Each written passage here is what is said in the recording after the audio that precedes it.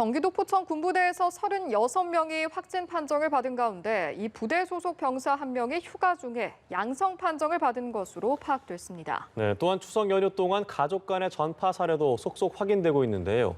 자세한 내용 취재기자 연결해서 알아보도록 하겠습니다.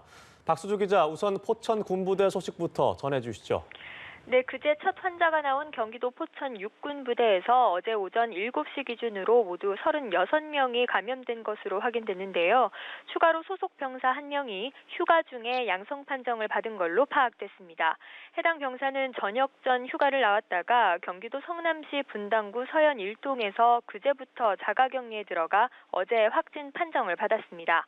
성남시 방역당국이 이 병사의 감염 경로와 함께 세부 동선과 접촉자를 파악하고 있어 역학조사 대상은 더 늘어날 걸로 보입니다. 현재 포천 군부대의 감염원과 감염 경로 등은 민관군이 합동으로 조사 중입니다.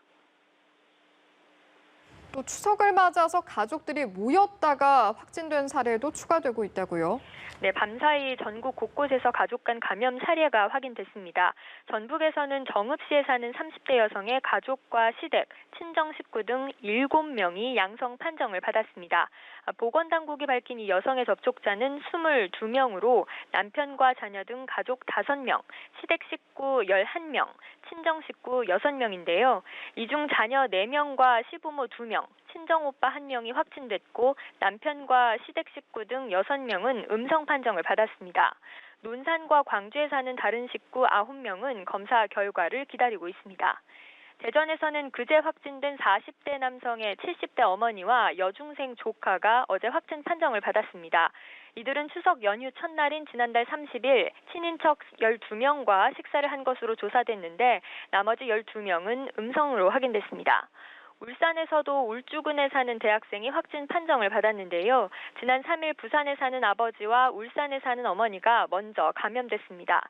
이들 역시 추석 연휴를 맞아 지난달 29일 울주군 자택에서 모인 것으로 조사됐습니다. 네, 그런가 하면 추석 특별 방역 기간은 돌아오는 주말까지 유지가 되는 거죠? 네, 그렇습니다. 정부는 추석 특별 방역 기간을 오는 일요일인 11일까지 유지하기로 했습니다. 올 추석 이동 인원이 지난해보다 20% 가까이 감소한 만큼 지난 8월 연휴 같은 급격한 감염 확산은 없을 걸로 기대하고 있는데요. 만약 닷새째 2자릿수를 유지하고 있는 확진 추세가 이번 주까지 이어지면 거리두기 2단계를 1단계로 낮출 수 있을 거란 관측도 나옵니다. 하지만 추석 연휴 가족 간 감염이 현실화하고 있는 데다 제주도로 여행객이 몰리며 항공 이용객이 지난해보다 늘어 아직 안심할 단계는 아니라는 관측이 우세합니다. 정부는 무엇보다 감염 확산을 막기 위해 당장 오는 9일 한글날 집회를 허용하지 않겠다는 점을 분명히 밝혔는데요. 방역당국은 잠복기 등을 고려해 이번 주 중반쯤 정확한 코로나19 상황을 평가할 수 있을 것으로 보고 있습니다. 지금까지 보도국에서 전해드렸습니다.